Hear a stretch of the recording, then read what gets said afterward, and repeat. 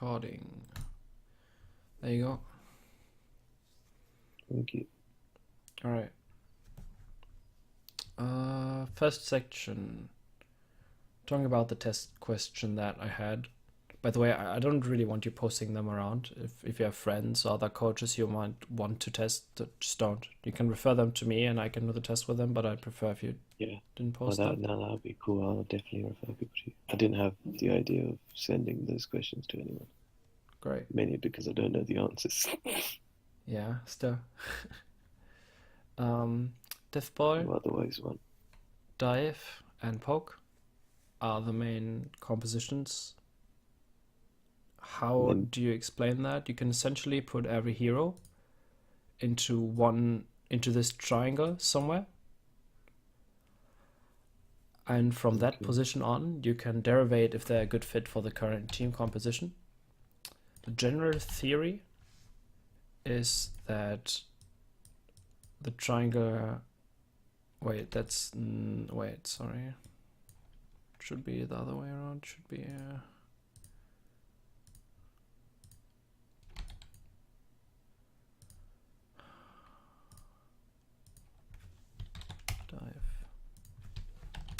Otherwise it doesn't make sense, sorry. That's fine, I'm used to triangles, I do engineering, lots of equations. Alright, it's essentially how things counter one another. Dive wins against poke. Why?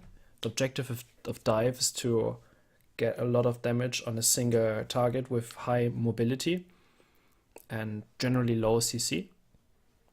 Trying to close gaps is extremely strong against poke compositions, which would rather run on high damage, high CC, and long range. Little sustain usually. Is that like a double sniper comp? We can go over which heroes to put, but yeah, double sniper is one of the examples. Okay. Death ball, high sustain, low vertical mobility, and is usually best paired with some form of other utility to make it more effective in coming into the range that it wants to be in. So why does poke win against death ball? Because of the nature of poke compositions. They have high vertical mobility with most of the heroes, and if they don't, they have high damage against the sustain comp or high CC against the sustain comp. So that's pretty strong counter. Outrange the death ball because usually death ball's quite a close together form, isn't it? And even if they do get close, the chances of them really getting into where they want to be aren't that easy. So yes, range is a big example, a big objective, but it's also some other things. Death ball wins against dive. Why? Generally speaking, a good death ball will just out sustain the low damage from dive. And as long as they can force the enemy on the objective, they have an easy time demolishing anyone who comes close. Right. Going into some of the heroes. Let's go through. So Zen is it's almost extremely poke-sided. So it put them in the corner. On the other side, Ryan is really death ball-sided. And there's some more versatile heroes as well, which aren't quite as in the corner. For example, Diva is somewhere around here between dive and death ball, because she can be played in both, but she also shares the attributes that both death ball and dive compositions have. So dive with the high vertical mobility, single target focus, low damage, and death ball high sustain and rather overtime damage, sometimes CC. Zaya is also pretty death ball reliant. Lucio's a little bit here. He's not in the death ball because he doesn't really, while he works very well with death ball, he doesn't really provide as much as, like, if you just look at the hero himself. He's played with it, but for different reasons. And then Mei It's a mixture between death ball and poke.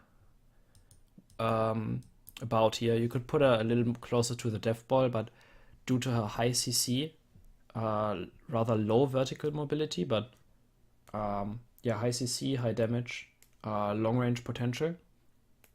Just over here. I don't know, you could also put her over here. I don't really mind Yeah. the exact positions. The But why do Lucio one we... did surprise me though. Well, the... Explain that a bit more. Okay. Why do we put Lucio over there? If you just take a look at the attributes, he's not very effective on poke. He has high vertical mobility and speed. And yes, he can transfer that onto the death ball, but that's an indirect perk why he works with the death ball. He's not actually death ball himself. He's really terrible at a frontline. Oh, so you mean like staying all together and just like people who are very good at close range damage Yeah. instead of I mean, being able to initiate the damage? yeah. So Because the once the death death ball ball, gets to the enemies, yeah, the death without ball the Lucio speed, profits from the presence of a Lucio. You could put him a little closer to death ball if you wanted to, but the death ball doesn't exactly need him. yeah, the hero kit apart from the speed boost.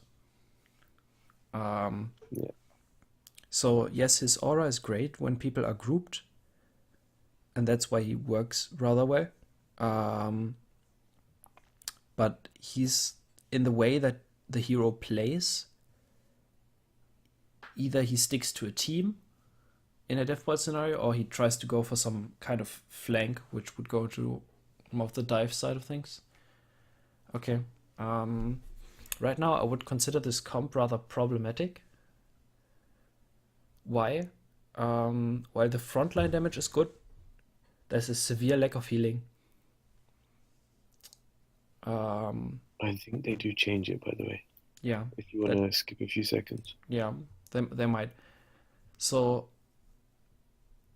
the general premise of this triangle comp is you can make out the problems rather quickly in a composition by just looking at the heroes you have and following the principle that you want 4 to 5 heroes in one corner and then 1 to 2 heroes into the corner that counters your counter. Ooh. So let's talk about why Pharaoh Goats is rather strong. It's well, how do I explain it best? So you have a lot of death ball heroes on one side of the corner, one side of the triangle.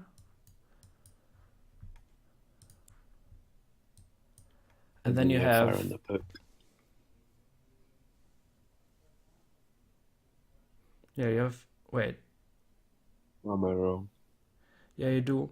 And that's why you win against comps that would run this.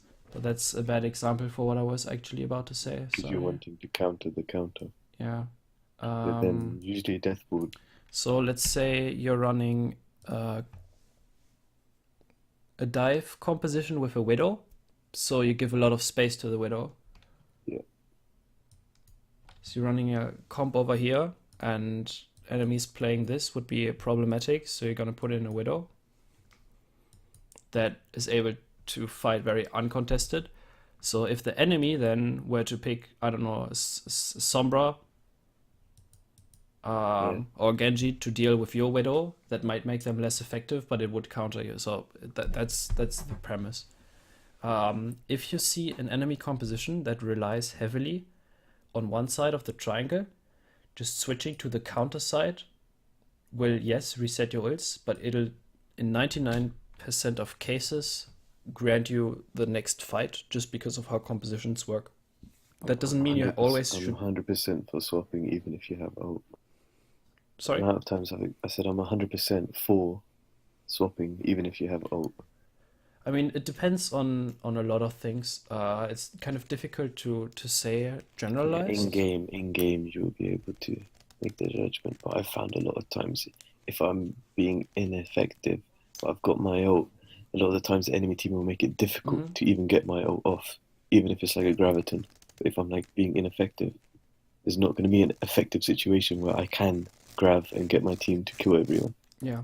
Unless Yeah, if I I swap to a can. diva, Yeah, say. that's yeah, that's already a good basis, but it goes a little further into like ult economy and what the status of like the map is. Mm. But yeah, generally speaking, if you have enough time to get a recontest that is purposeful, changing your comp is worth it. So if you see an enemy team who's really into goats, then you're probably gonna be off well with running long range, high damage, high CC heroes.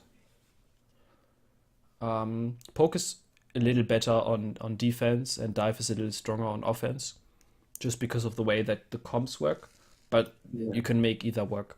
And if you see yourself running a counter to an enemy team and you're still losing, then it's usually because of either mechanical or other problems that the team is experiencing. The good thing with us, Thitch Spoon on our team, is an excellent widow. And then obviously during this game, our sub was an amazing Pharah player.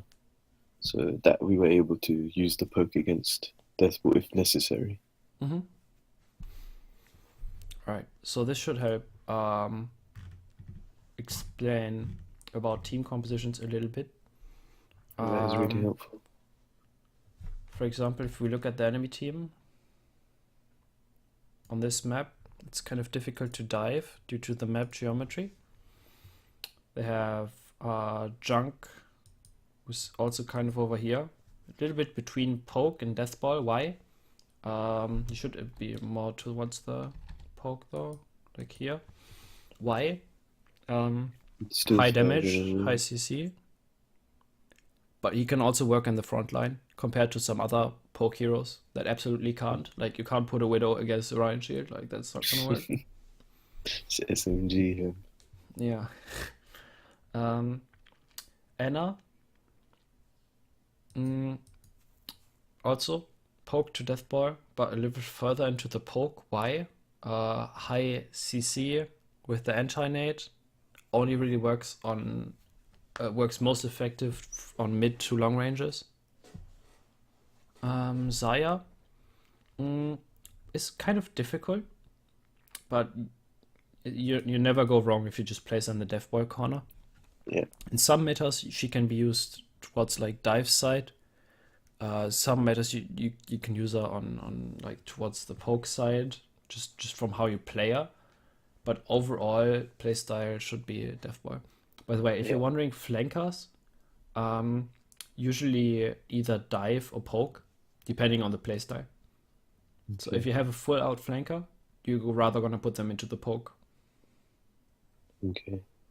You could say that there's a differentiation between, say, Pharah or Widow, which are both considered poke.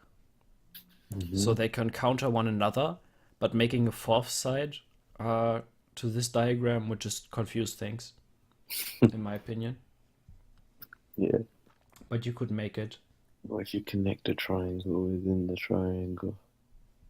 Yeah, potentially you could say that on one side you have flank DPS and then you have counter flank poke. Yeah. But I don't think that it's really necessary to elaborate, because either you know about the differences and you don't need to explain them, or the difference don't really matter to you yet. Mm-hmm. So I don't think it's Yeah, it's easy necessary. to explain without the triangle. That little bit, yeah.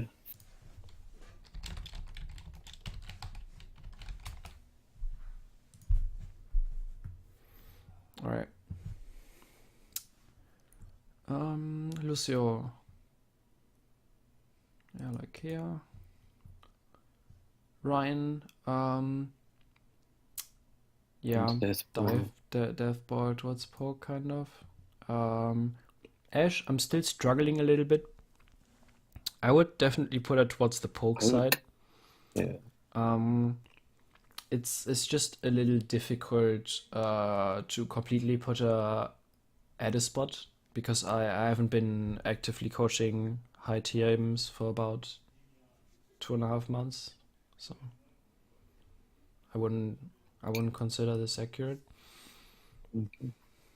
All right, We both so thought the same thing, so 2 versus 0 is 100%. We must be right. okay, let's take a look at the comp. So they're running a lot of heroes on POC right now,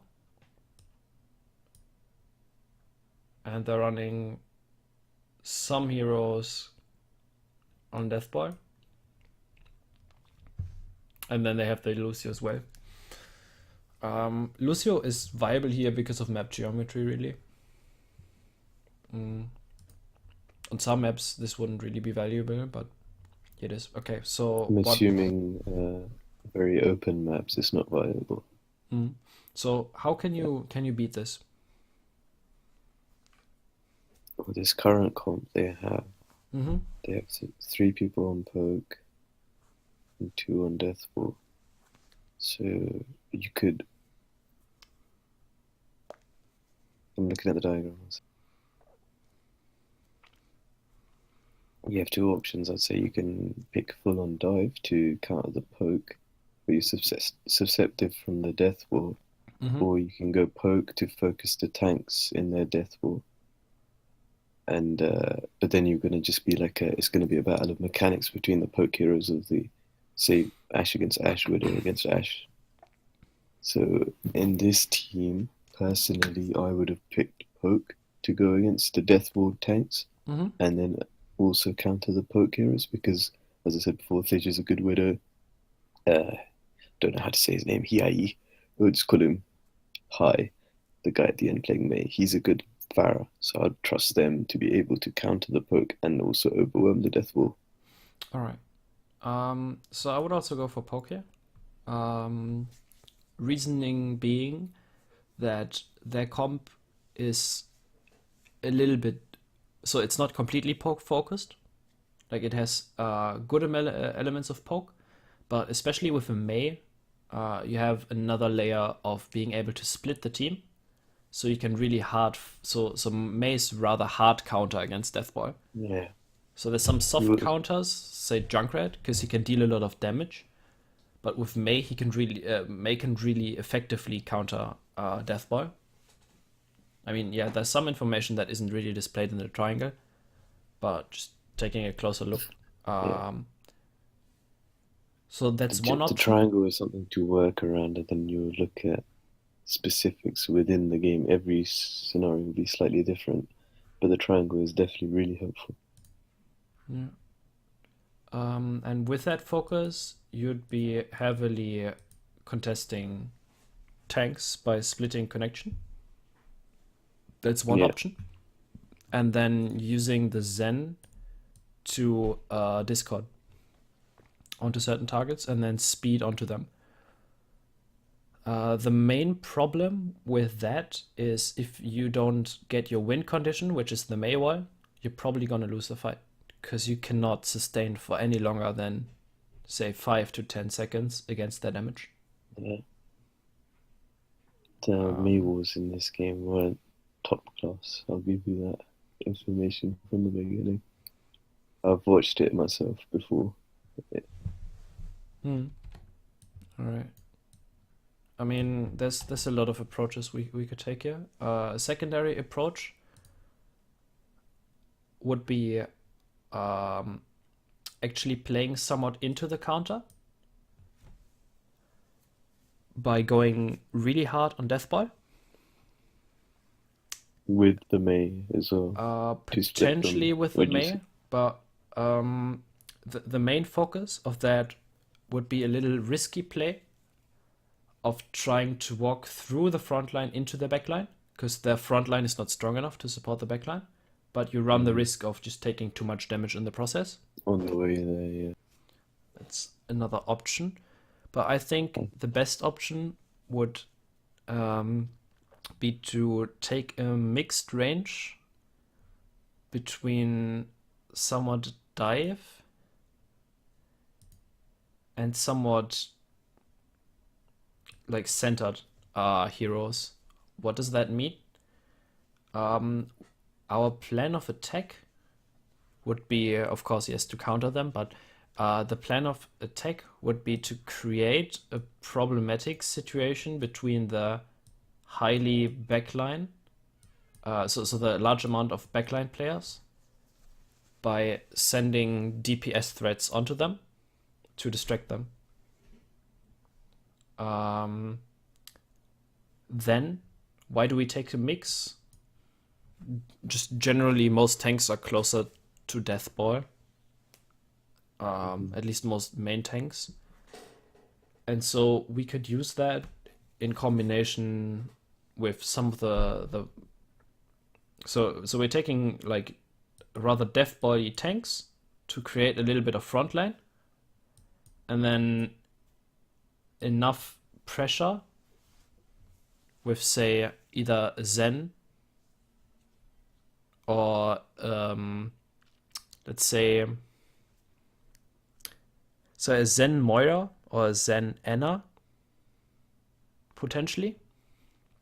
So the plan of attack would be sustaining until DPS allow us for a distraction or opening. So there's three main options. So with the DPS, it's not essentially just killing the backline. It's more like forcing the backline's attention towards you and using resources towards you, allowing your more death body or dive to overcome the intended target, whether that be the dive or the death ball. So the enemy composition is very reliant on their backline. So if we reduce their effectiveness, their front line will be a lot weaker than ours. Yeah. That's the idea. So first option that we had, what did I say? The poke was the first option. Poke, what was the game plan there? Poke was to the one that you said. Yeah. Or I said. So it was mostly It was about to May, pressure the back.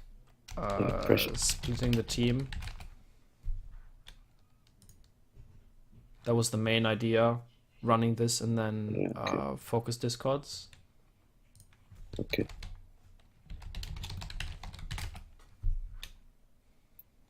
You see that thing where it says more videos? Are you able to get rid of that? It's on my screen. I would love to, but it's a bug. Currently, it's not on my screen, so I'm very grateful of it. I don't know, it just appears for whatever reason.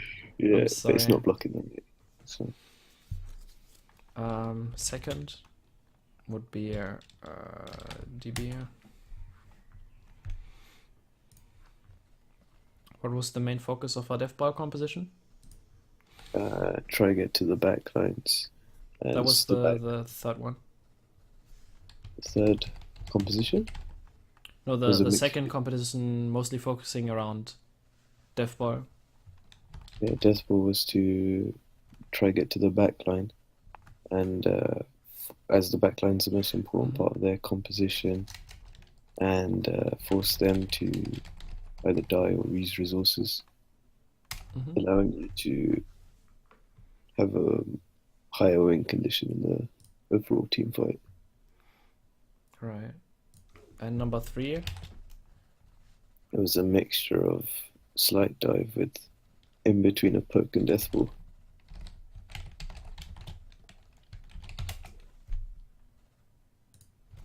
So the main thing with that was to send DPS to, like you've just said, distract the back lines, force them to use resources, force them to turn their attention towards your DPS, allowing you to dive either the backline or the tanks. Let's not call it a dive, because we're not running dive heroes to actually contest the front line. See, the dive or death ball, depends on what we play. Yeah. Can you read all 3 of them? Yeah, I can see all three of them. Yeah. All right. So we got these options, and Wait, number you one see and that? two a little bit conclude into the third one. Yeah, it's joining the best of both worlds. So we could say potential may question mark. Mm. So if we were running this comp where we would flank and also run a Mei, first of all, which heroes should we use? And second of all, if you were the enemy team, how could you counter that? So if I'm the enemy team and I'm reacting to the So let's start. composition my team's, Yeah, let's first start with assembling the heroes that we want to put into the strategy. so as in my team. Yeah. Just First repeat we're the question talking again. about Sorry. yeah. First we're talking about your team and what composition you could be running into the enemy right now. Into the enemy right now, saying we knew their comp. I would go for. Just let me think of this off the top. So which of the three strats are we using? I mean, either three Um, are possible. I'd use the. I'd personally go for poke, All right. or no, but my favorite would actually be deathball with the mate. Using the mate to split the front line from the back line, as I feel like they would be quite spread out, and then using the deathball to overwhelm just the Ryan Zarya or the Lucio together. All right. We I'd kind of assume got the that Ryan's is, running already with the comp that we're playing. yeah, So May should I would probably say to get rid of the Zarya here, actually. Why the Zarya? Yes, she's gonna get a lot of value when you're playing slow against poke, but the problem is you don't really want to play slow against them. You want to isolate and then you want to quick engage. And Zarya is not really built for quick engage, so I would actually suggest not running the Zarya here and instead a main heal.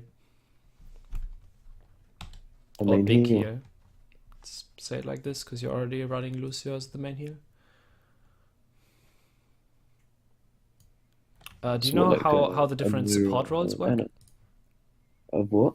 The different support roles with main heal and then flex heal, like who plays what and everything. I'm a bit new to that because I always thought main healer, I mean off support was Lucio and Zen, but recently I've been hearing main healer as Lucio and Mercy. The idea of dividing the categories like this isn't due to heal, but due to player assignment.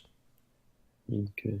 So from the way that they handle in the middle of a fight, Lucio and Mercy coming down to aiming and also like what their responsibilities are in team communications and overall structure, they're rather similar.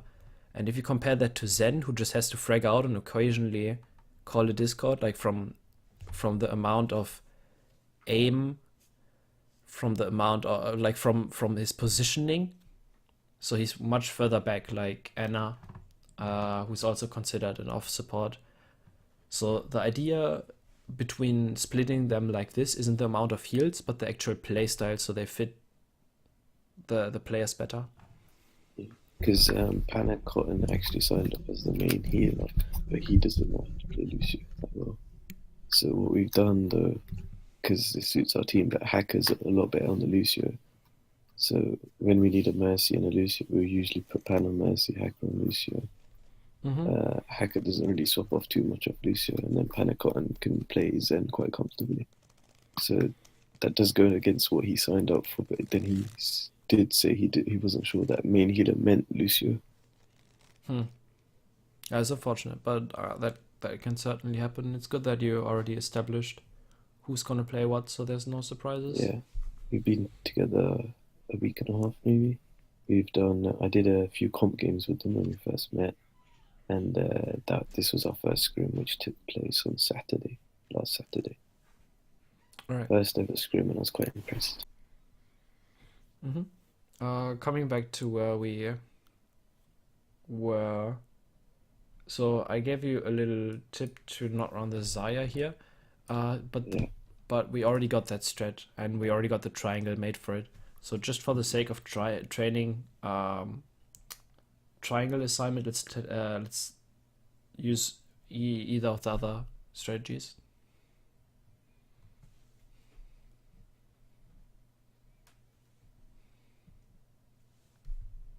Let's say use distraction then. All right, so we're going with distraction. Our goals, DPS is supposed to distract, and then we're gonna win through a stronger front line and potentially a May. Would you say the DPS should try not to invest cooldowns into the distraction phase? Like dash, if it was a Genji, like dashing, or maybe a Widow. So if we're talking about resources on say Tracer or Sombra, yes, they should invest. Yeah. But there's a problem with just how Genji plays mechanically, because if you use your dash, You're out of just the trying to fight, distract. technically, That's probably problematic for the player. yeah. So you want a DPS that can distract, but then also push in when the team's ready to push in after the distraction phase. What kind of hero could potentially do that? Say Sombra, Sombra's a great pick. Pharah on certain maps.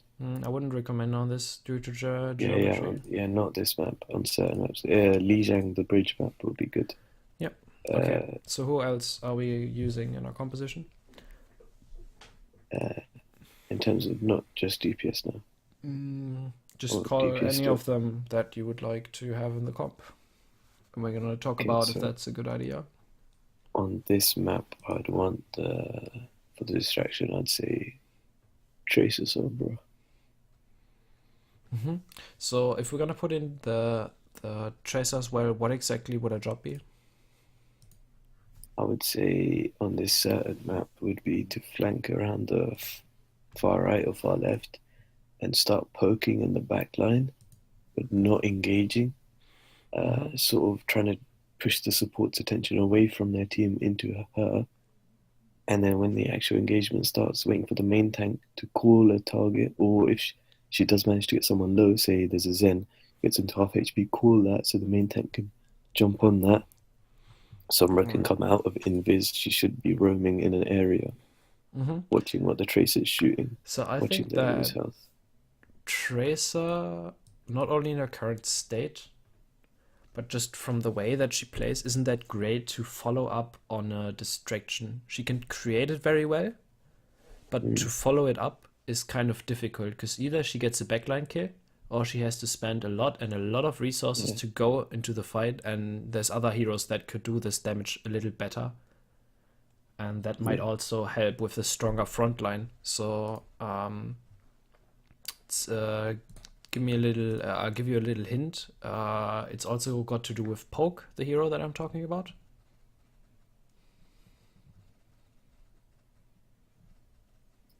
My hero I'm thinking about won't go into the backlines, but would be really good at ignoring the deathball tanks, which is Widow, if they have a far backline. Potential, but if we are running on this map, she's probably not going to get any good angles. So another sniper would be Hanzo. I think that he would do that job rather well. Why? Because he can flank in the Mid-range beginning as well. and he can do a lot more damage than both Widow and Tracer. Also, he can be used as a combo to get either zoning or team wipe with Zaya. So I think running Hanzo here. Okay, so we got that. We have a DPS who's able to distract, and we have a DPS who's able to slightly flank and also strengthen our front line. So we're probably not going to go for the Mei here. What other heroes do we want to utilize? On this map, I would pick Ryan Zarya over Winston Diva. Definitely.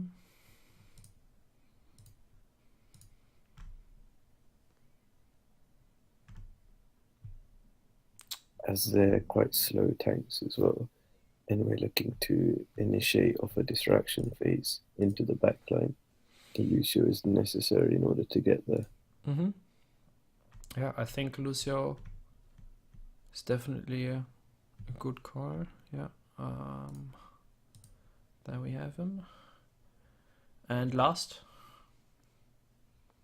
I'd also say because we do have the Brawly tanks, and then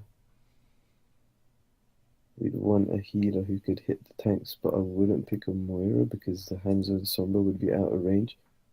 I feel like the Lucio would have to go out of his way to heal them if necessary. Mm-hmm.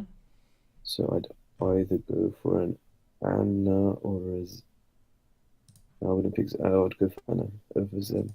Yeah, I think Anna is a great choice. I wouldn't say that running Moira or Mercy would be poor choices, but You can out-heal they both have the slight counter. problems. Mercy lacks a little bit of the sustain and also has to get out of the way. And well, Moira is great because she has a lot of sustain, but you're not looking to really sustain the fight. So Yeah. the objective of the hero wouldn't really have synergy with the composition that you're actually running.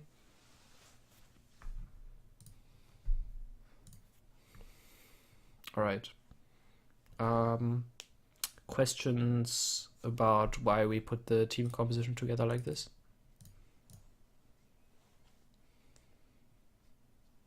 I don't have any questions if that's what you're asking. All right. Let's put the heroes into the triangle. I'll do that. Yeah. Yeah, So you can take the Anna, flag. Anna will be heavily on the poke side. You can actually go into the get control, the flag in the top left, and then Cool. use the pen to actually draw on screen. Just remember to please not press the key named C, because that's gonna lead everything on screen, and that would be very unfortunate. Tempted me. I'm joking. Do I click It increases to? the pressure if I tell you which key it is. No. So I'm on the pencil right now. Does that mean I'll be able to move them? No, Or just try would I and need just to try move and them? paint a little bit, just anywhere, literally on screen, to see if it works for you. Yep, and then you can press E on the keyboard to use the eraser, and then press B, bravo, twice Scary. to get back onto the pencil here. I mean, even if you do delete it, it doesn't take long to reconstruct. So why do I press B twice? Because the first time it copies the brush size of the eraser for some reason. So it's really huge. And if you press it twice, it goes normal again. Okay, go ahead and put the heroes into the triangle, if you will. What do I need to press to do that? You can't Arrow? actually move the elements. You're just gonna have to pretend.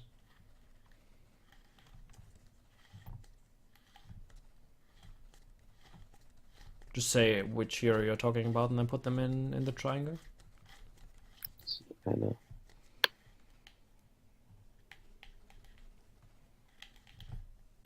Right. Zarya.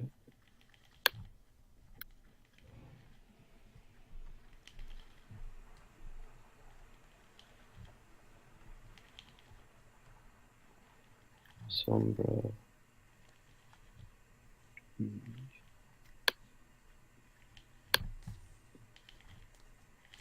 Enzo. You're going a little bit quick. Can you?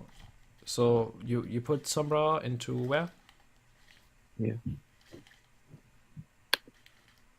This one. Okay. I think poke is okay, but I'd put a little further towards the dive side because she has the mobility and low damage that dive characterizes. So like in the just opposite of Death Ball, because she's really not supposed to machine pistol the front line most of the time. Yes, she can use the CC, but that's again categorized towards poke, not Death Ball. Okay. Hanzo would be Hanzo towards poke, but rather towards death ball Y. Can work in the front line, but excels if he has flanking or close combat options. We're happy with that placement. Mm-hmm. And then Lucio. Hey, he's starting to look like an actual coach now. Trying to use visor here. All right. Made my day. That's Lucio. Good left.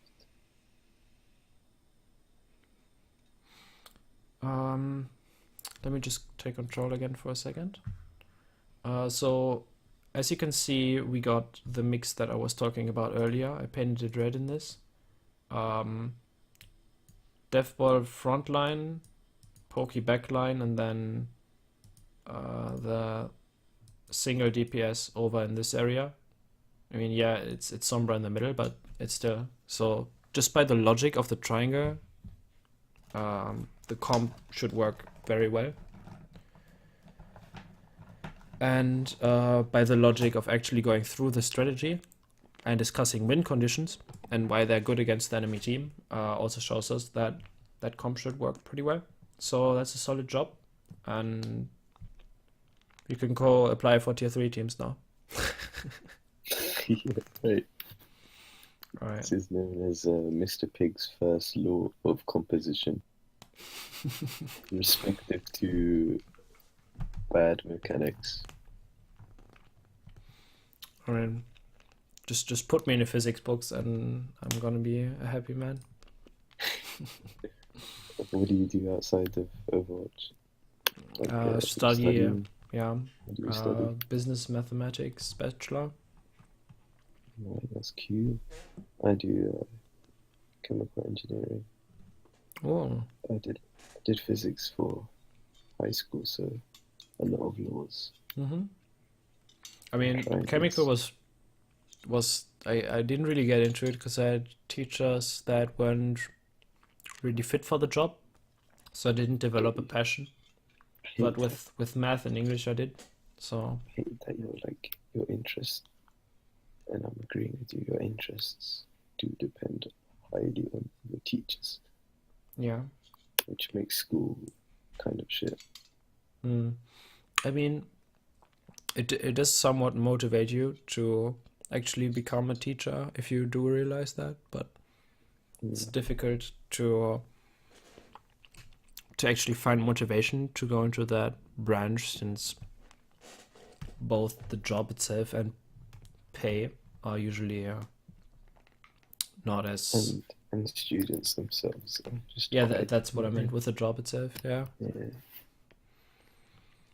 Yeah. All right. Back to the Yes. topic. Back to reality.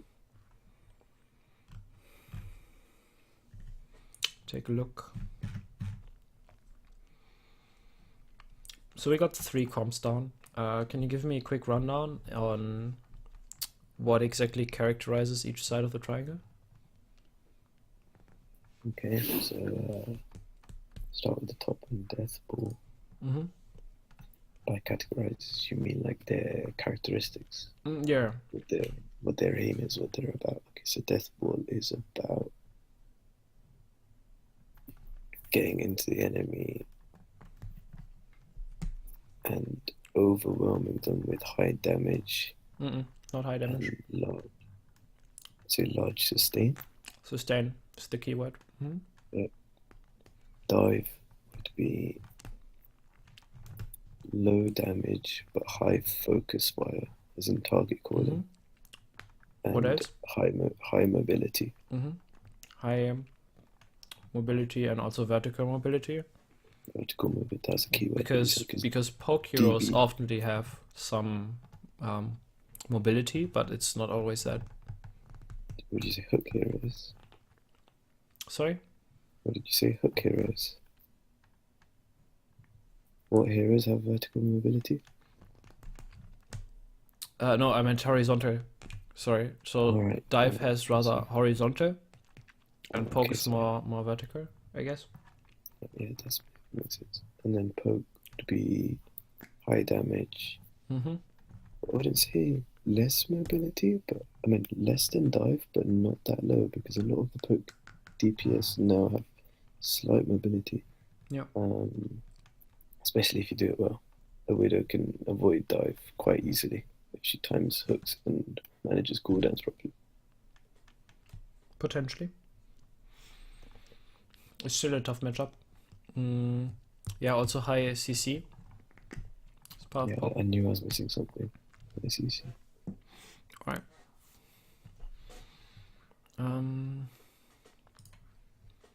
Okay. What else?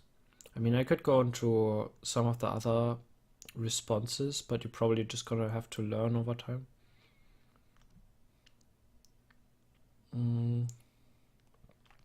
Something, it was supposed to be F, the last question.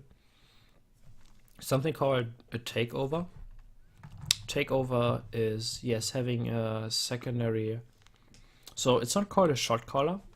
Shot caller is strategy. So there's three different types of communication roles. Okay. There's a target caller. Wait, let me actually go to visor.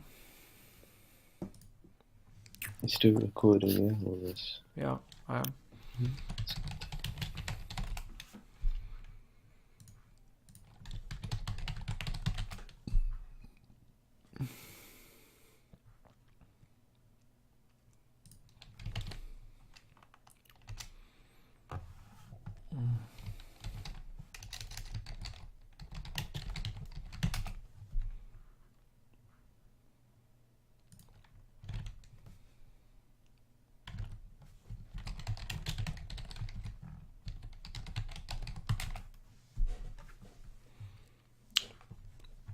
Right. So these are the three roles that you need in target, not in target, in Overwatch communication.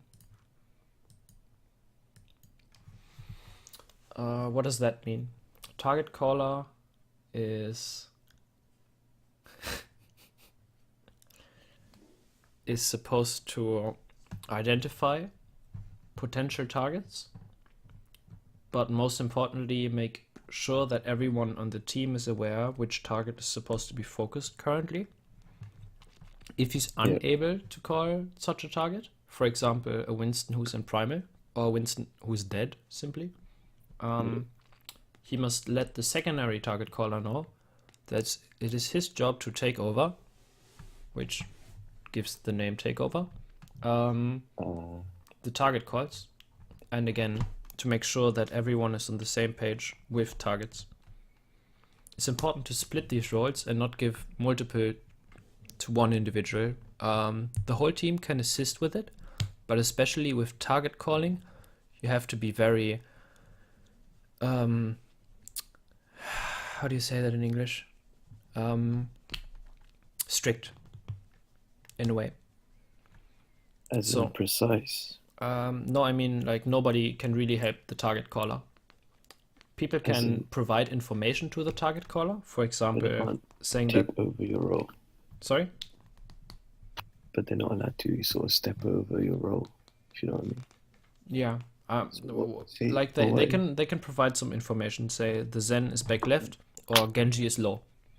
But that doesn't mean, even if Genji is 3 HP, that, so let's not say 3 HP, let's say 120 HP. Okay, so that doesn't mean that your team should actually shift focus away from the current target that's being called onto the Genji. It's just additional information that's available to the target caller.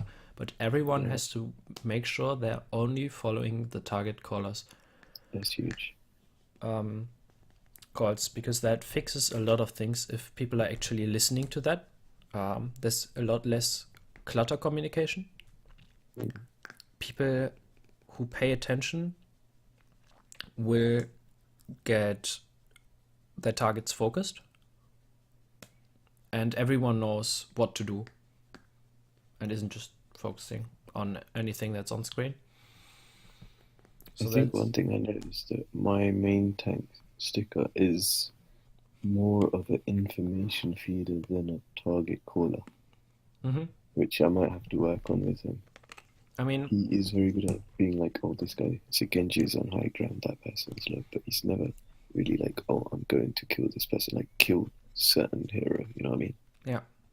yeah, that's important to differentiate. So usually, main tank, occasionally off tank, occasionally DPS, and rarely support should be a target caller, because they're either not all the time in the front line, because they have a different view onto the fight, or because they have too many other tasks to focus on. You're gonna have to find out who's suitable. It's better to find someone who's actually good at it. Then force it on, say, just your Yeah. main tag, you have to show. Yeah, Yeah. exactly. I think at this time, I think Sage is quite good, and another person, but I'd recognize the voice, but not the name at this time. By the way, if you're recording VODs, this is your recording, right? This is my manager's recording. Okay. I I might give wasn't some tips on how to VOD record at that. Yeah, sometimes his camera angles were like out of the fight Yeah. and just like looking through walls. I'll just mention a few things, and you let him know after you rewatch this session where he's supposed to look at. Yeah. So secondary caller has to know that he's secondary, and he's not supposed to take over unless told so. So there should be a scheme. That you could assign a tertiary, but the likelihood of you winning a fight through a tertiary tertiary caller are Just usually unlikely. really back up. So if your two target callers are dead, you're probably gonna lose the fight anyway. Or just people can call whatever, then it's just probably the fight is over then probably. Okay. So that's about the target caller. Fight status. Fight status doesn't mean information on the enemy necessarily. It's almost exclusively about the understanding of how winnable a fight is. What does that mean? A fight is winnable if either through ults, man advantage, or composition you have the upper hand coming into a fight or while fighting a fight. Something called let me go into this really quick.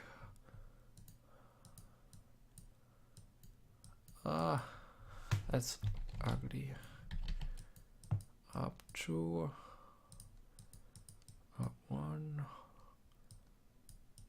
even, down 1, down 2. Sounds like you're summoning a demon. Alright. This is a scheme that helps everyone understand if they should use ultimates in this fight right now. That's really the only purpose. If they should jump off the platform, if they should consider jumping, or if they should go in and win the team fight by using ultimates. Or if they shouldn't use because the fight is already won and they should push. That's the third one. You wouldn't say +3, you would say up 3 or down 3. Yeah. And there's also some slight variations. You are gonna have to experiment. This is overall. Yeah. So the assigned person has to have a good overview and hopefully also game IQ to make the right call. Probably say support then, wouldn't it? Most So likely. usually have, Off support, a large- occasionally main support, and also occasionally DPS.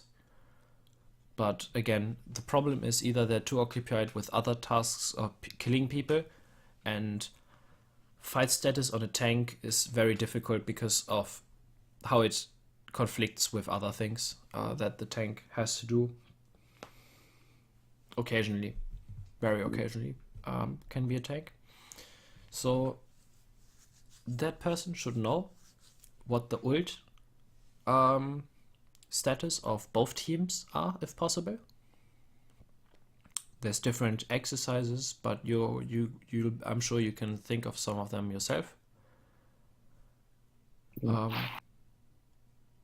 So I don't know. So if you want to practice that, for example, go into watch a quick play match, and then focus on 3 heroes that you want to have ult charges with while hiding out the interface, and then you write down the number that you thought it would be, and then you compare and see if you overestimate, underestimate, generally speaking, and then you continue expanding that to more heroes, and then trying to track it while in scrims eventually, or while doing it in comp.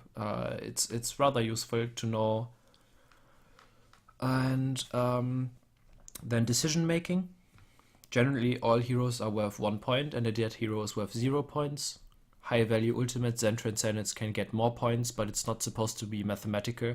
It's just supposed to be to help with the team, understanding if they have an ult advantage or if the fight is already won, if the fight is already lost.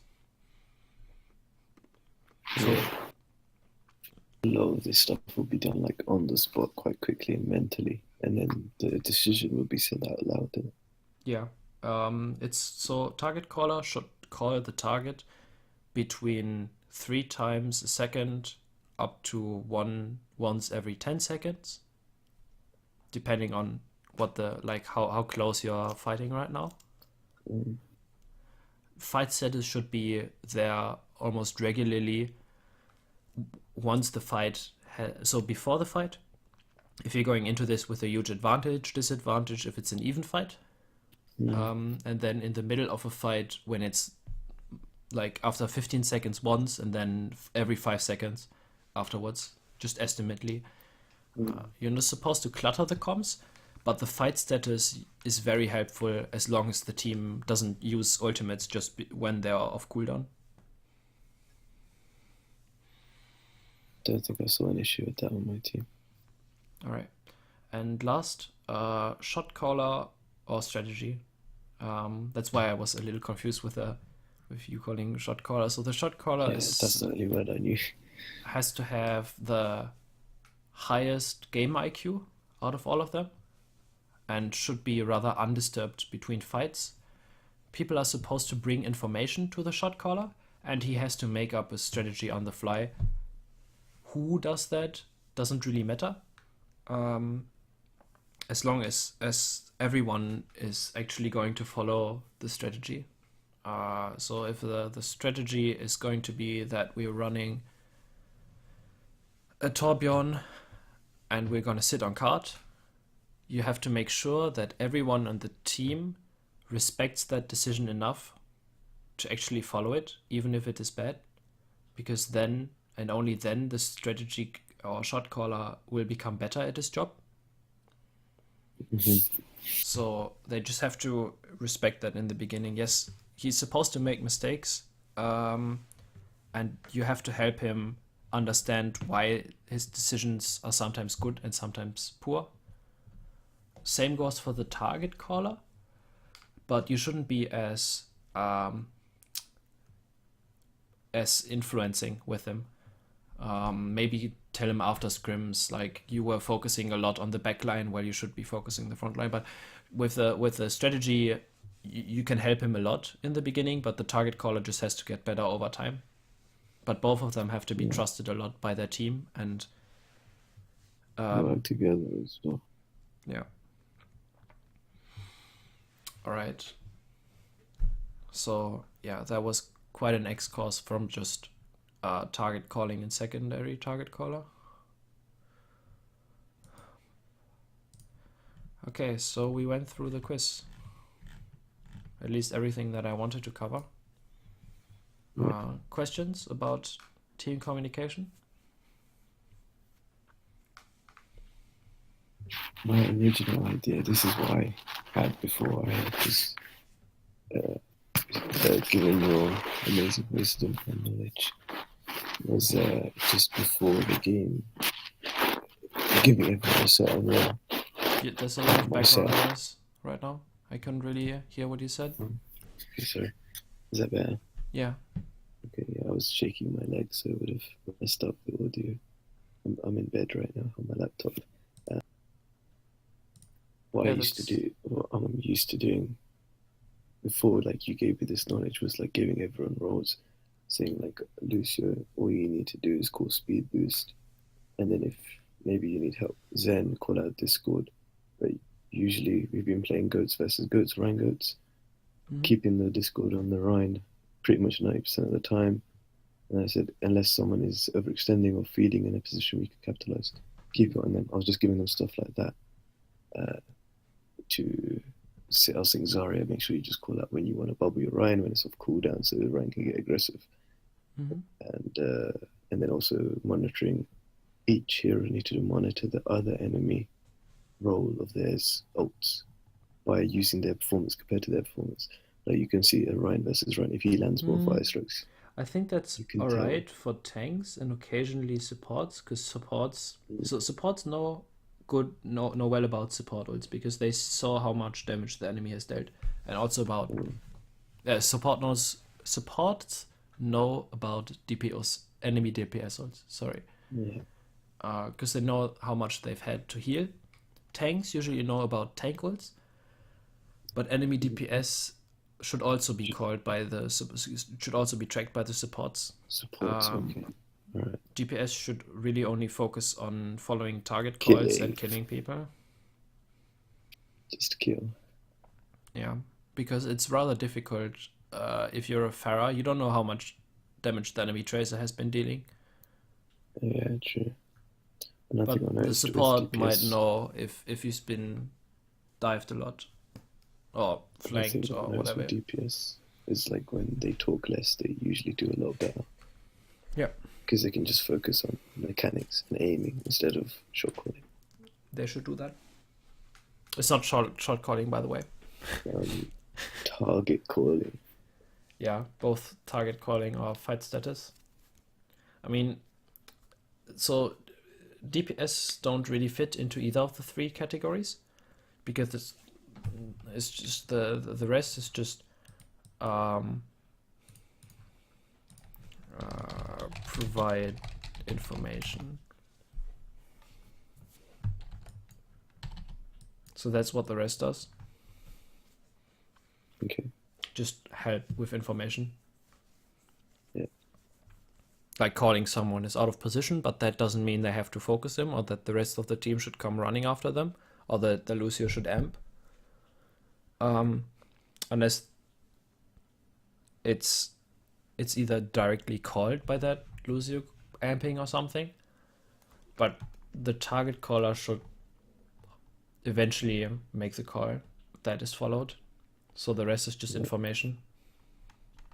I mean, yes, if someone is obviously out of position, it's fine. But even then, if someone is already dying, the target caller should then just change the target onto who was being focused. So if someone's really out of position and he's being like Ryan, oh Zaya, and then everyone goes into Zaya and changes target. Yeah, like a good thing about that is like when you're focusing a target, but then you realize someone else is flanking and they're out of position, you can collapse on them quite well. Mm-hmm. I think my team is a bit slow on that. There's a map on Rialto on defense, I think it was. They were very slow at changing heroes, but what it led to was the information was good, but it was two people going for one thing, two people going for one thing, and one person going there, one person going a different direction. Mm-hmm. And I think that's something they need to work on is giving the information but listening to the one voice who makes the final decision. Yeah. So, not to confuse things, in the middle of a fight, the shot caller, strategy caller doesn't usually say a lot.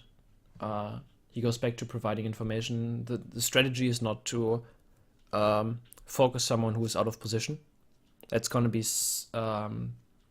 spontaneous and situational. So it's the job of the target caller to actually call targets who are out of position, or change of strategy also goes through the caller most of the time. It's target caller, I mean. Can the target caller and the shot caller be the same person? Because I feel like in ladder I take both those roles. I mean, it's inefficient, but it's possible. Yeah. Because the shot caller strategy you said was like seeing what ults we have, right? And then seeing what we need to do with them compared to enemy ults. Also, what enemy ults have, if we're going to approach from the right-hand flank, if our job is to split the front line, if we're going to walk through them, just an elaborate plan, really. Yeah, I usually do that, and then when I get into the fight, I mean, it's great that you are able to do that, but at a higher level, you don't really have the space. Well, remember, I'm in plat, so it's just usually me talking, everyone else silent and listening. Yeah. If they even join voice comms, that is. Literally have to beg people. Yeah. It's more about in the team environment. I don't really talk a lot about how comp ladder is a bit shit. I don't know. Hence why I only had I got into a master's team. One goal, one motivation to reach top 500, and I got top, I don't know, 260, and then I stopped caring about comp. I started only playing in a team, or coaching a team rather. No, I get that. It's a different adrenaline rush, you know? Yeah. Like, even though there was no rank and SR, I think there's also a different purpose, really.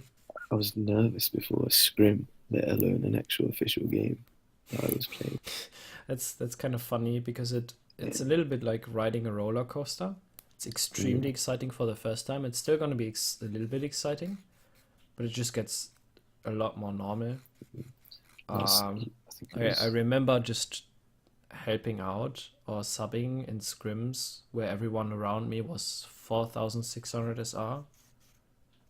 Just going in and playing like a normal game. And you're like, hey, I'm with the big fish. 4,600, that's like Wait, T1 is better than T3, right? T1 is like Overwatch. The tiers don't really go after SR. It's more about what they achieve. Tier 4 is generally all teams.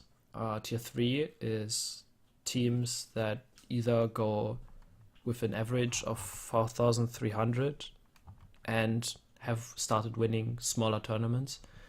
And then it becomes rather exclusive, because anything that wants to call themselves Tier 2 has to be in Contenders, and Tier 1 has to be Overwatch League. So Tier 3 is kind of a wide term, because you can be really low Tier 3 because you just won some really minor tournaments with... A plat tournament. Not really a plat tournament. I mean an open tournament where you might have gotten lucky with the brackets or something. Or to the top where they compete for open division playoffs. It's a huge difference between low and high Tier 3. But that's not really the topic. So, any other questions about coaching premises? I have some, but they were a while back. I was thinking of them. Let me see if I can get them back in my head. Forgotten.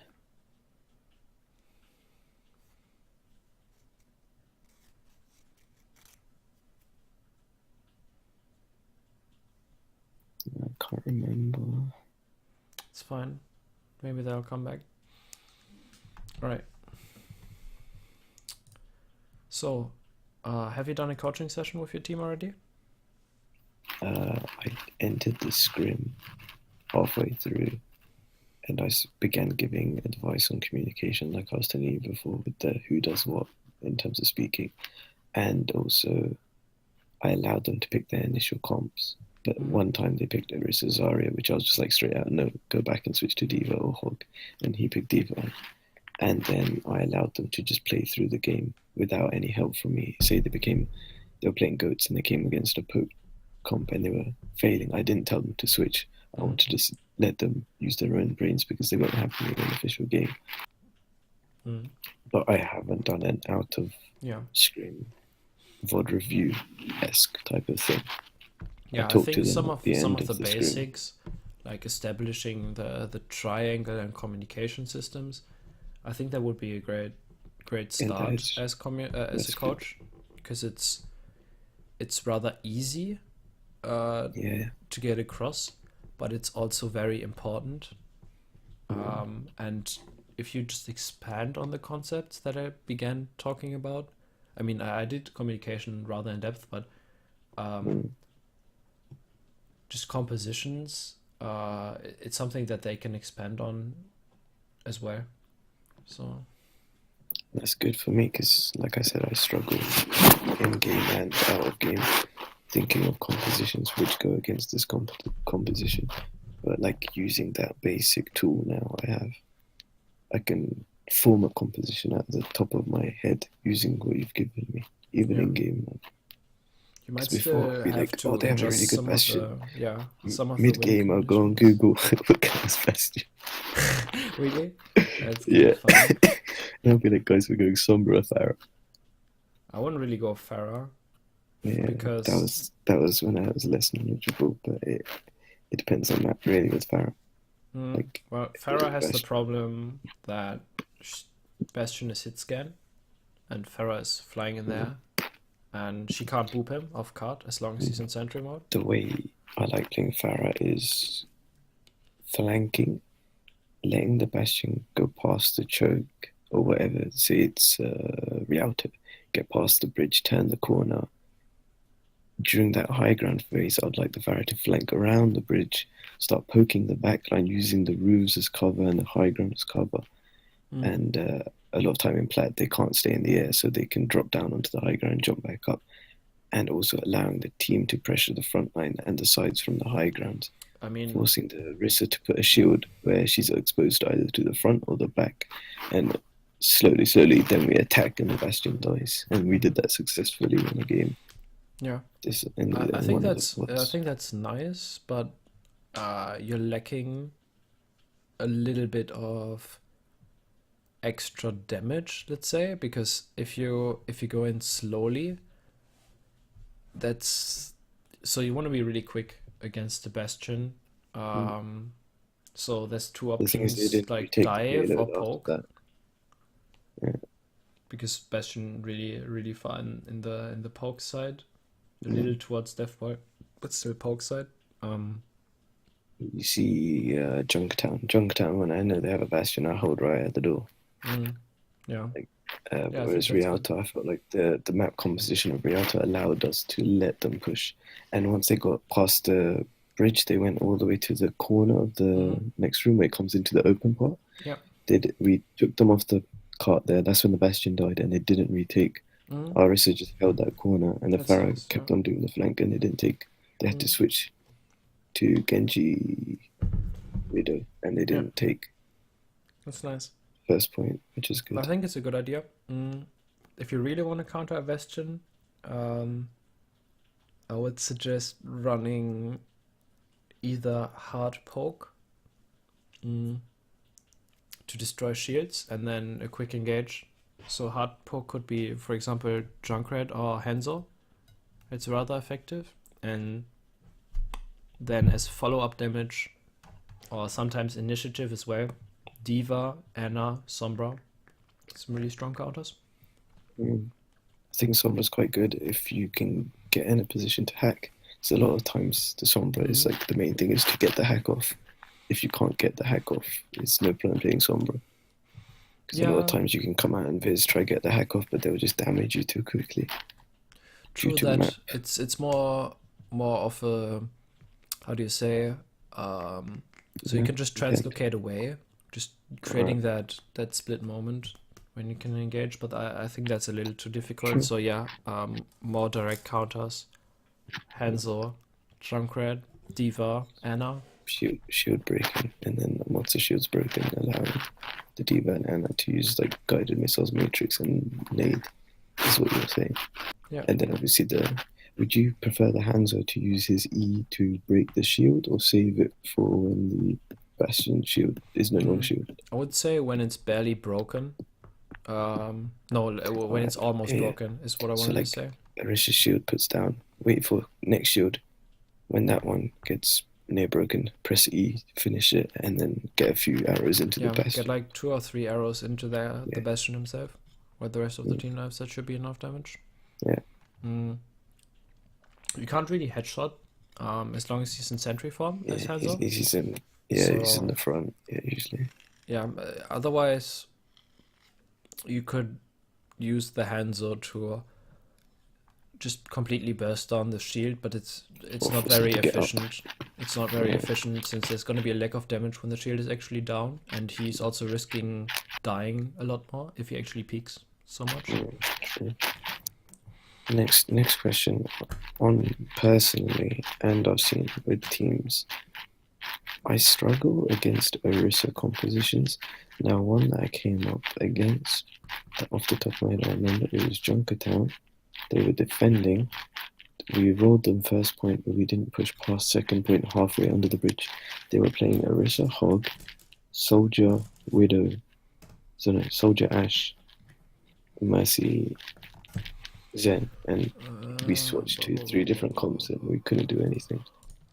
Can you dictate? Orisa? Junkertown. I'll write it down in chat. Yeah.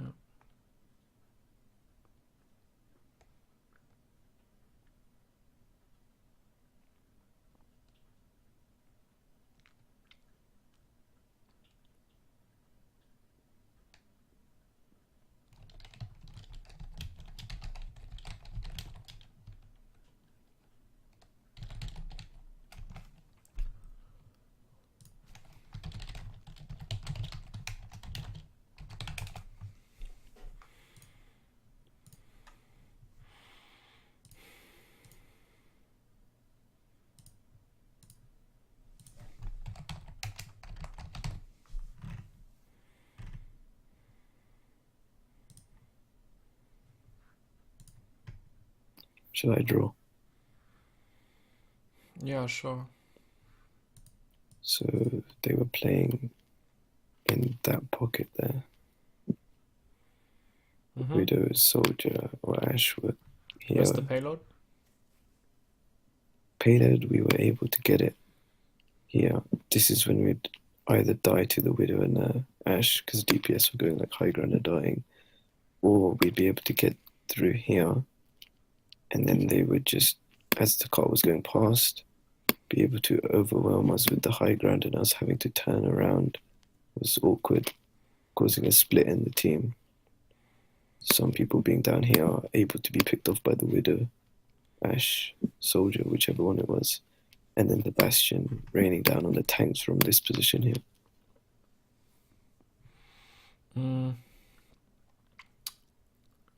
So there's two good options to counter this. They didn't have to delete all of that. That's fine. Can you stop for a second? There you go, I was just making it neat for you. Payloads there, Bastion, and hit scan. Alright. There's also a text function which you could use. Okay. It's big. So first we have payload here, then we have like payload here. Option 1, high ground control. Taking death ball or pick composition.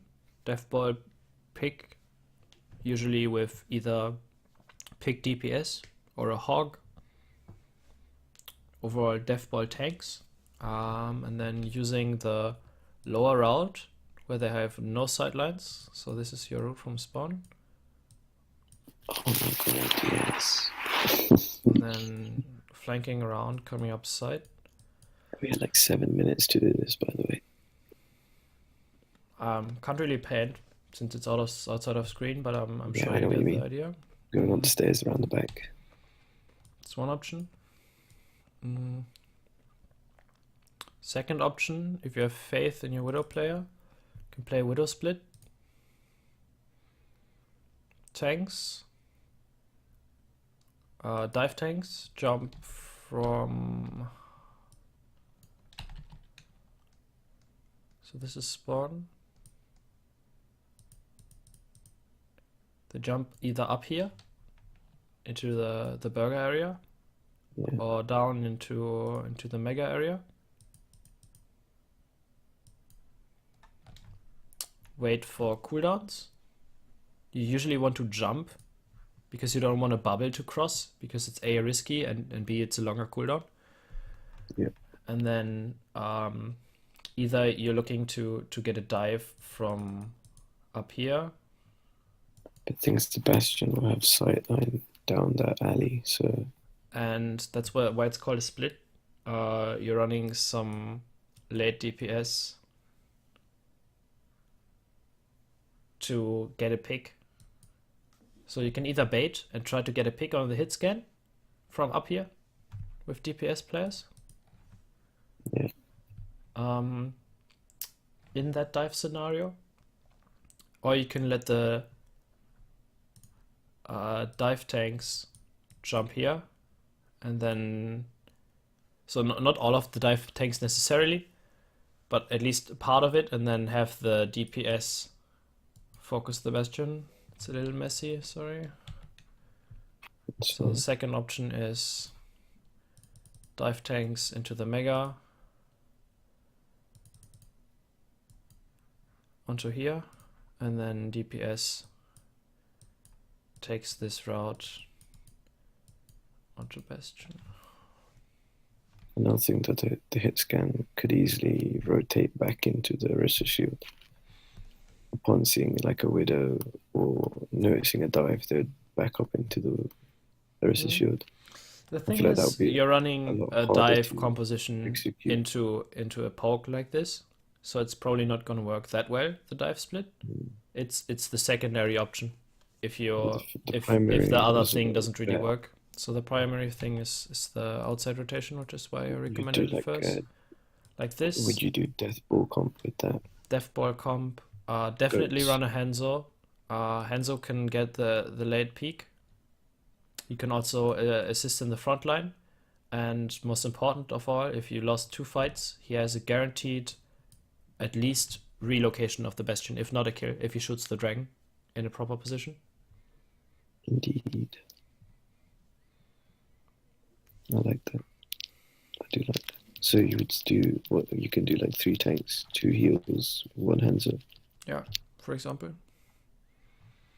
Unless, so I mean, you have to see if your team is taking too much damage. If they are, you can also run 3 heals and then 2 tanks. But 1 heal should be Zen to increase damage, and then just really hard focus. So like Zen, Ana, Lucio or something. Potentially the Zen can also work with the Hanzo, and the Hanzo plays up close, but it's a lot of variations you can pull on the same strategy. But the premise is forcing poke heroes into close quarters by using map geometry without actually diving or using dive heroes. Okay. I'm clicking also like a coaching tool. Like, how did you get this picture up? So it's add static image on the left hand side, and there's a lot of maps, but it only shows Dorado and Hanamura at first. You have to search for the correct map name. Not sure, take control. Yeah, 1 second. So also, no, what? Sorry, do you want to take it back? No. Just search Junkertown and then select the lowest of all images. That's static image.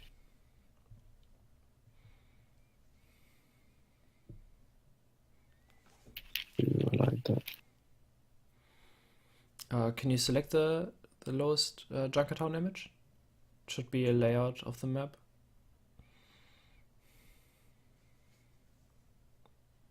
Yep. like that. Cool. And then you can also discuss different routes to play. So what I was saying is, what would the if they're playing Bastion and attack, I'd like to just sort of like hide here, maybe here, anywhere basically, depending on their comp, and then rush you onto them with the Lucio before they get onto payload. Hmm. Did you see that? Did you see the I don't clip? think it's a good strategy in my opinion. Why? Right. It does counter it, but it doesn't counter it as well as running shields over here. And then setting, I don't know, your own heroes or your own Bastion, for example, over there. Okay. Did you see that And clip? then the rotation is going over here and then playing at this corner again, Alright, which is a lot better than the angle that you might. So if you're forced like away, then attacking from this angle is a lot worse. Yep, true. And it's what do you call it? Same distance covered, but like you're still close to the payload, which is Yep. bad. The other one has wall cover as well. Also, they're able to just set up basically inside of spawn and scout That's you there. because you're really close to it. Mm. It was just a minor improvement on the same strat. You see, even if they're not playing Bastion, I'll take over control. You should be able to, yeah. It's not letting me. Let me try this. Try again. No, alright, so basically just clear it. You see the high ground. Would you hold high ground or that first position you said, which was better? Which Under high the ground? bridge. This one? Yeah, there. Would you hold there or would you hold a bit in Depends on your front of that next composition. to that wall? If you're trying to cheese with like a Bastion yourself or running onto them, That's defense, yeah. Alright. that's like the Bastion strat, close to spawn. Okay. And if you're running a different strat where you try and exploit angles onto the payload from here and here by using high ground, then stay at the back. It's also the more conservative option, but you're not gonna get a recontest in any scenario. Well, I liked Ryan Zario on that bit in front of where you just said. You can In front of the also high ground. just And if I'm playing Orisa Hog, I take the high ground. you can also run a death ball.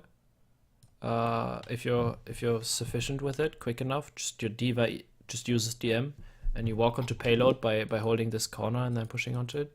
Yeah, true. Like running a hog, a Lucio, Anna, or maybe even Moira. Doesn't really matter. As long as you have a whole ton of sustain, you just walk onto card because you're next to it. Yeah, exactly. Either with a Rhine or an Orisa doesn't really matter. What's important though is that on second phase, dive is not viable because of the poor sidelines. So I wouldn't recommend dive on first because it's just really bad and you're losing a lot of ult economy. So Hawk Orisa works on all 3 points, and General Death Ball works on 3 points as well. Okay.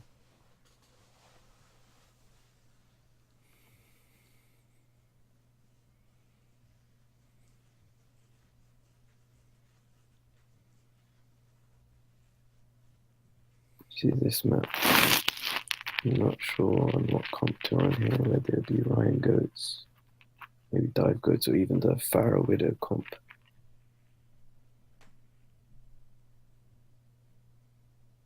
Yeah, I'm not sure what the question is.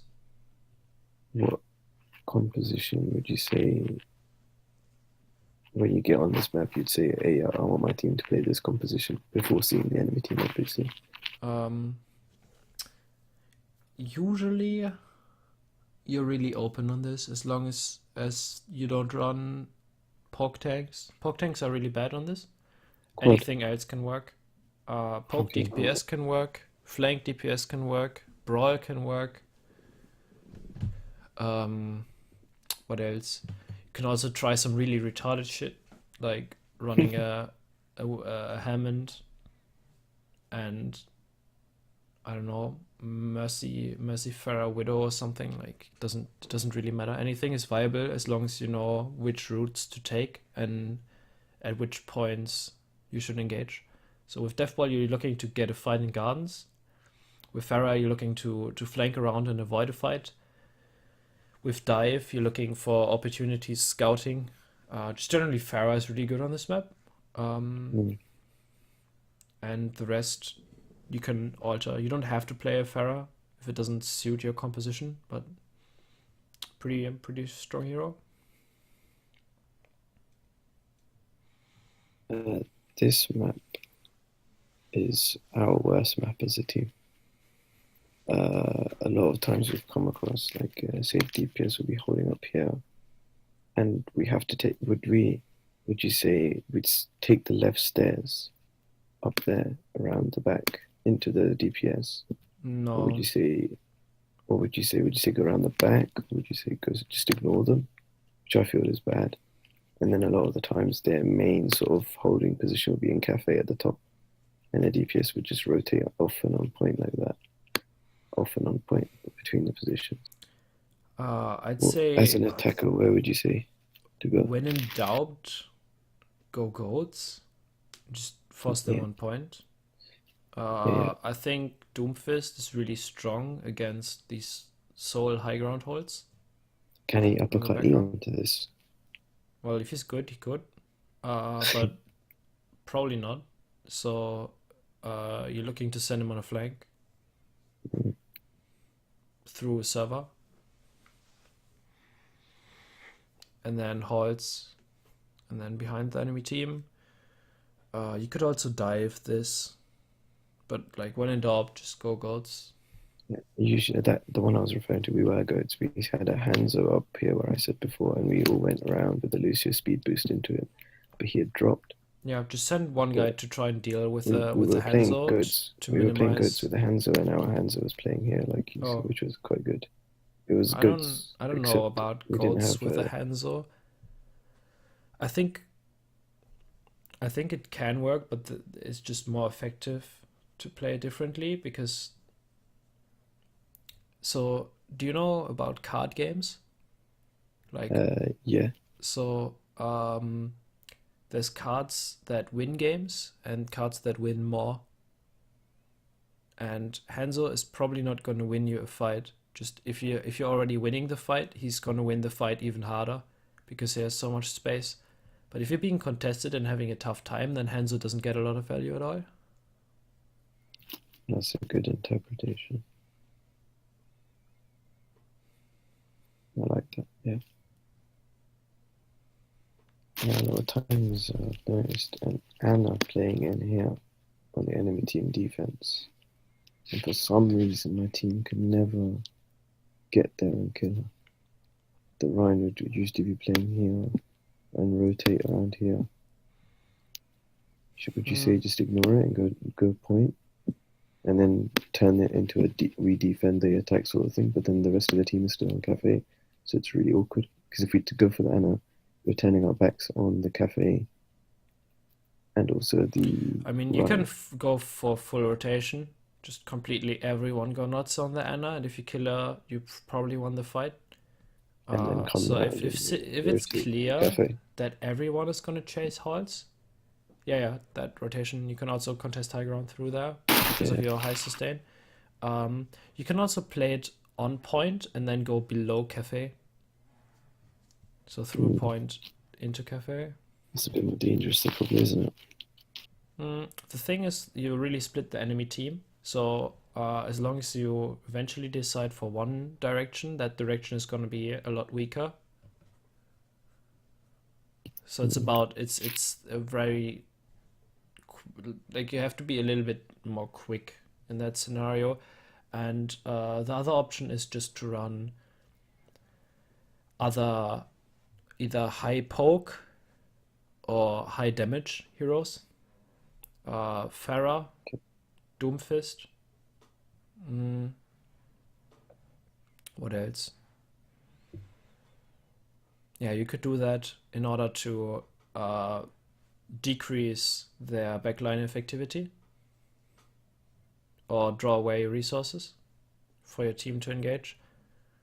Mm. Yeah, I like that potentially. She could be even more aggressive, because if she's only up there, then that's probably only gonna bring attention to herself. So she needs to be very aggressive and I let the like to team play know. over here, playing with these roofs. So if you come here, you can peek that and be safe from pool. If Or you you can can manage go to actually over. get there as Farah, sure. As in flanking the I alley. mean, it might be too far away, but if you can manage to get to that position without dying, Yeah. okay. The question is, if you're running a Farah, you're probably also gonna need a Mercy with that, especially if you send down a flank. So if you make this fight 4v6, as long as the Farah doesn't get value for distracting or killing two other people, you're still gonna be in a disadvantage with the team compared to when she's at the main bridge. She can still rejoin the team and be effective in the fight. My team hates this map. We did play Orisa Hog, but they switched to Ryan's Aria and still messed up. You should probably actually win the matchup if you play a spacing right. That's how the teams were set up. With that, I did notice my Orisa, obviously. This is a bit more micro. Didn't use her pull with the Hog. They pulled. Brookshire pulled here, and then the Hog hooked and got them in from there. I think, actually, now thinking about it, was more micro stuff that lost us that game. You don't need to worry about that, actually. Obviously you can't So what exactly is the question? I'm taking back the question. I All right. realized upon looking at it, it's more micro problems. Like the Orisa not using pull properly and the Hog not using pull properly and positioning, which you can't obviously help because you're not with them. Yeah. That's fine then. I'm assuming it's 2:15 where you are, AM. Yeah, that's fine. I would tell you if I had to leave. Okay. All right. I think we can end it there, though, personally. Didn't you want to do a trial session for pretending to coach the team? Do you want to do that another time, or do you want to do that right now? Well, if you can do it now, I'll do it now and be over with it. I mean, Because you just wanted to do one clip and then leaving the rest of the VODs to me, or do you want to go through all of them? It's roughly an hour and a half of material. I would suggest That's a lot, I know. that we just start and see where we're going before we talk about other clips. Let's just get started with one and then see where we're going. I'm gonna go toilet, then I'll come back and we'll do this Lee Jang one, and then we'll end it there. All right. Where it goes after. Once I've woken up, and if you want to do another, you can take back control.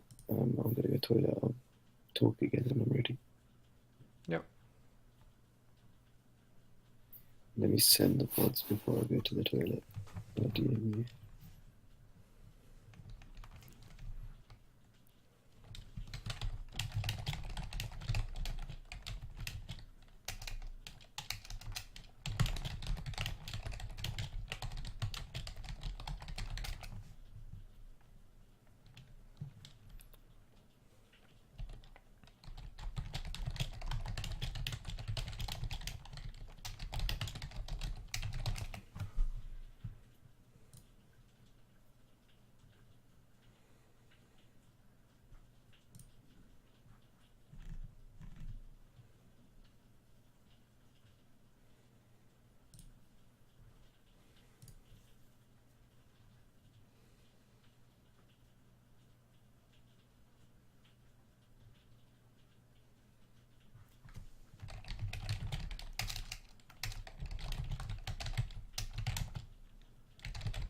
And that last one is the main support screen.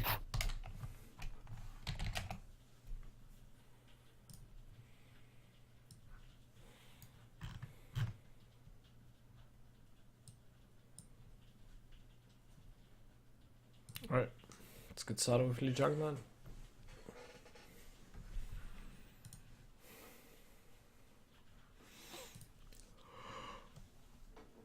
So am I supposed to pretend to be a member of the team, or am I supposed to be like a coach? I'm not sure how you mentioned this to be.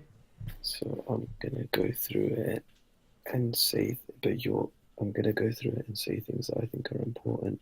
If at any time I miss something, you can pause and take over me and say something. If I say something and you don't agree with it, you can again tell me I'm wrong. So you're still a coach, but I'm sort of taking the lead role in a way as practice.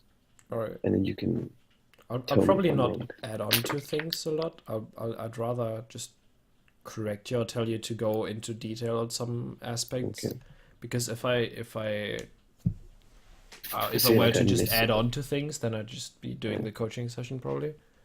But if I say miss something like you see the diva 1v1ing and I didn't spot that and I need to bring that up to her or him, Well, sorry. the thing is, if it's a chronic mistake, you're gonna get a lot more opportunities to spot the diva. I think Mama is the weakest in the team, by the way. Just So what I mean by that is, if you miss something, and it's a chronic problem, then it's probably gonna happen enough for you to see eventually.